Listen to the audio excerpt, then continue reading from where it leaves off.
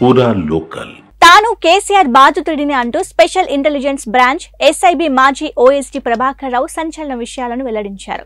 Phone tapping కేసులో ప్రధాన నిందితుడైన ప్రభాకర్ రావు ప్రస్తుతం అమెరికాలో ఉన్నారు. న్యాయస్థానానికి సమర్పించిన అఫిడవిట్లో ఈ అంశంపై తొలిసారి స్పందించారు. రాజకీయ ఒత్తిళ్ల కారణంగా నల్గొండ ఎస్పీ పోస్టు నుంచి తనను అప్పటి సీఎం కేసీఆర్ అనాలోచితంగా బదిలీ చేశారన్నారు.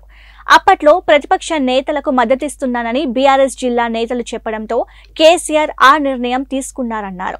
అక్కడి నుంచి సిఐడికి బదిలీ చేశారని, డీఐజీ నుంచి ఐజీగా పదోన్నతి కల్పించడంలోనూ 5 నెలలు ఆలస్యం చేశారన్నారు.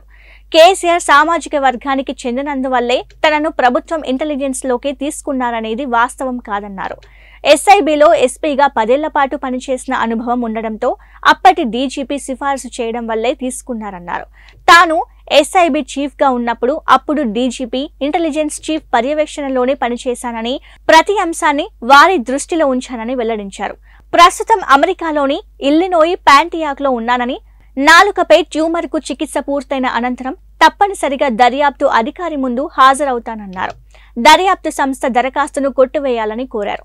ప్రభాకర్ రావు తరఫున న్యాయవాది సురేందర్ రావు ఈ అఫిడవిట్లో సమర్పించారు. ఇవి వాల్టి అప్డేట్స్. మరిన్ని అప్డేట్స్ కోసం చూస్తూనే ఉండండి పురా లోకల్.